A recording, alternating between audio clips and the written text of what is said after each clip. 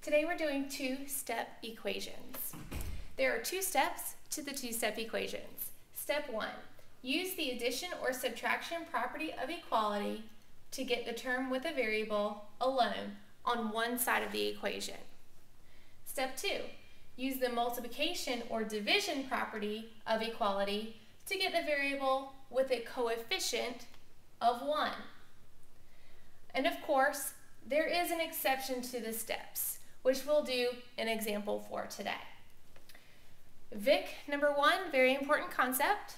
You want the variable to be by itself on one side of the equal sign. That's our goal. So let's look at an example. 2x plus 10 equals 16. Well, going to our steps, we're going to undo addition or subtraction first. So we need to undo the plus 10. To undo adding 10, we subtract 10. So we're going to subtract 10 from both sides. Once we subtract 10, we rewrite our statement. I drew a line here to represent the end of step 1 so that I can see that I've already completed step 1 and I need to move on to step 2. It just helps also to keep my work organized. So I've got 2x plus 0 equals 6. I need to simplify that and just leave it 2x equals 6. Now I have to undo the multiplication so that I get a coefficient of 1 for my variable. To undo the multiplication, I have to divide. So I'm going to divide both sides by 2. 2 divided by 2 is 1, so I've got 1x on the left-hand side. 6 divided by 2 is 3. So 1x equals 3, and that's my solution. X equals 3. I need to check my work, so I'll rewrite the original equation. 2x plus 10 equals 16.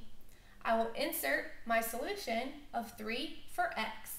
2 times 3 plus 10 equals 16. 2 times 3 is 6, so I'm simplifying using the order of operations. Multiplication first. 2 times 3 is 6. 6 plus 10 is 16. That is a true statement, so I know that my solution is correct. We always need to check our work.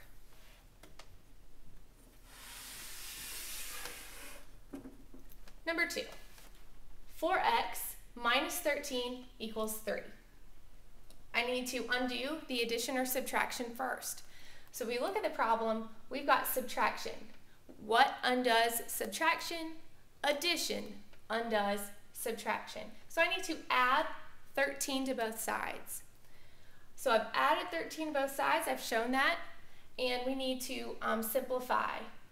So I'm left with 4x equals 0 on the left-hand side, and then over here 13 plus 3 equals 16.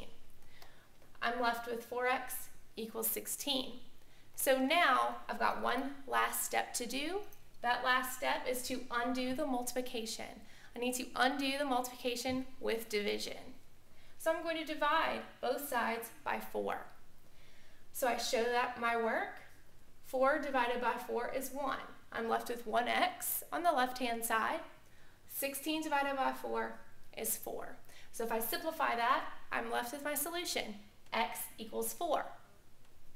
If I check my work, I write down the original problem. I insert my solution to where x was, and then I can simplify the problem down, or I solve it using order of operations, multiplication first. 4 times 4 is 16. 16 minus 13 is 3. 3 equals 3. Check. Example 3. X divided by 2 plus 12 equals 18. So remember, the fraction bar also represents division. Using my two steps, I need to undo either addition or subtraction first. So I need to undo this addition. How do I undo addition? With subtraction. So I subtract 12 from both sides and I simplify. On the left-hand side, I'm left with x divided by 2. And then on the right-hand side, 18 take away 12 is 6. So I'm left with a division statement. I need to undo the division with multiplication.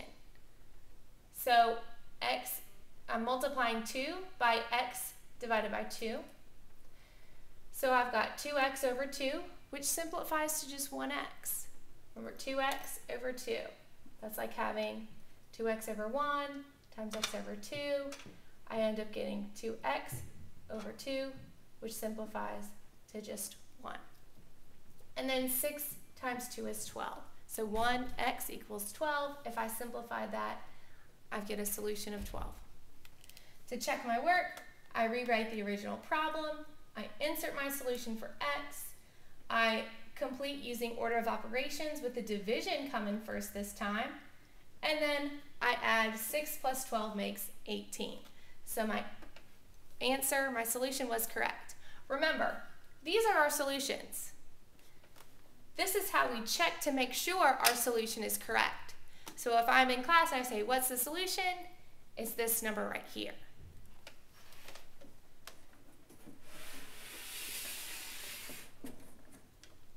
Okay, so here's the exception to our rule.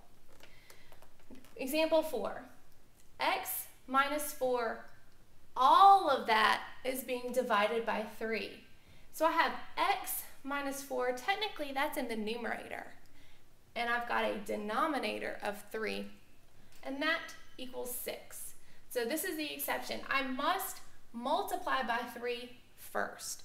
So I can't change any of this until I have the denominator removed from the problem. The only way to remove the denominator is to undo division with multiplication. So I'm actually going to multiply both sides of my equation by 3. And this is the same scenario as the problem before. So the 3's kind of undo each other, and I'm left with just what the numerator was. I'm left with x minus 4. Then what I do to one side, I have to do to the other side. So 6 times 3 is 18. Now I've got a one-step problem. I've got this under control. I just have to undo the subtraction with addition. I'm adding 4 to both sides. And then I simplify. So I've got a minus 4 plus 4, that is 0. So x plus 0 is on the left-hand side. 18 plus 4, well, that's 22. 22 on the right-hand side. So x equals 22. That's my solution. I've got to check it to make sure I didn't mess up somewhere. So I rewrite the problem, insert my 22 where my x was. Now, when we talk about PEMDAS and order of operations, P stands for parentheses, but if you remember, it's parentheses or any kind of grouping symbol. It could be parentheses, it could be brackets, or in this case, the fraction bar is grouping our problem and it's separating it into parts. So this fraction bar is kind of working like a grouping symbol right now. So I need to focus my priority on this numerator. 22 take away 4, that's 18. So I need to simplify that part of my problem first. That's my priority.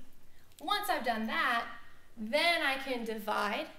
18 divided by 3 is 6. 6 is what I wanted to get. I'm good.